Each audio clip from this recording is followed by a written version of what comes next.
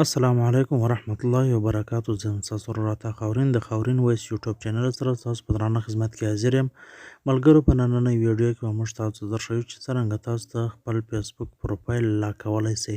یعنې که یو څوک وغواړي چې ستاسو پروفایل وګوري نو هغه یې نسي خلاصولی، ستاسو پروفایل به لاک وي. نو ملګرو، د ویډیو شروع کېدو له مخکې که چېرته تر اوسه پورې تاسو زموږ چینل خاورین وایس نه وي سبسکرایب کړی نو مهرباني وکړئ زموږ چینل خاورین وایس سبسکرایب کړئ او پر سبسکرایب له څنګه پر ګنټۍ نښان باندې هم کلیک وکړئ، پر آل باندې کلیک وکړئ ځکه چې زموږ نورې هم نوې ویډیو تر تاسو پورې زر تر زره رارسي. او ویډیو در سره لایک کړئ، پر لایک باندې ستاسو هېڅ خرچه هم نه راځي بلکې صرف زموږ حوصله افزایي کېږي. ویډیو د ملګرو سره هم شیر کړئ ځکه چې هغه هم له دې ویډیو څخه فایده واخلي. نو راځئ د ویډیو پر طرف چې ویډیو وګورو.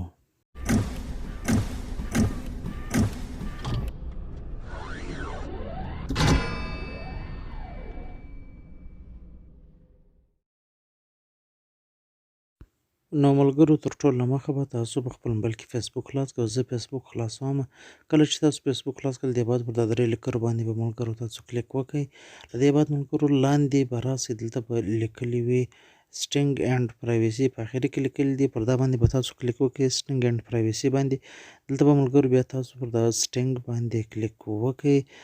دا چې کله تاسو خلاص کړئ، دلته ملګرو نیټ څه سلو دی، د نیټ څه مسله ده، نو په دې وجه باندې دا چې دی نن کم کار کوي، نو دا لوډینګ باندې دی. اوس به د انټرفیس تاسو ته راواوړي، دا به زه یوه ربړ ته پر بیک ولاړ شم، ما دوه درې واره چې دی دا کلیک کړی. نو ملګرو یوه ربړ ته زه پر بیک باندې ځم. دا تاسو وینئ ملګرو، دا انټرفیس تاسو ته راواوښتی، تاسو به لاندې یوه واره راسئ، دلته به تاسو ته لیکلي وي پروفایل لاکینګ، پر دا پروفایل لاکینګ باندې به تاسو کلیک وکړئ. ملګرو، دلته چې دی زما پروفایل چې کوم دی هغه ما لاک کړی دی. اوس به زه یوه ورځ ستاسو مخ ته هغه انلاک کړم، تاسو به ووینئ چې دا څنګه انلاک کېږي. بیا به بیرته زه هغه لاک کړم. دلته ملګرو تاسو وینئ دا د لاک نښان لګېدلی دی، انلاک ورسره لیکلی دی. پر دا انلاک باندې که چېرې تاسو خلاصولی، پر دا انلاک باندې به تاسو کلیک وکړئ. کله چې پر دې باندې تاسو کلیک وکړئ، ستاسو پروفایل به تاسو ته راواړوي مخ ته. نو لاندې به لیکلي انلاک یور پروفایل، پر دې باندې به تاسو کلیک وکړئ. کله چې پر دې باندې تاسو کلیک وکړئ، دا لوډینګ به وکړي. نو له دې بعد چې دی بیا به دا انټرفیس تاسو ته راواوړي، دا اوکې باندې به تاسو کلیک وکړئ. نو ستاسو پروفایل چې دی هغه انلاک شولی، اوس یې هر څوک کتلی سي. نو چې تاسو یې لاک کوئ، د لاک کېدو طریقه یې بیا دا ده ملګرو، یو ور زه بیرته پر بیک باندې ځم، بیرته هغه انټرفیس چې کوم دی هغه به موږ ته راوړی، پروفایل لاکینګ به راسي دلته. دا تاسو وینئ ملګرو، پر دا پروفایل لاکینګ باندې به تاسو کلیک وکړئ.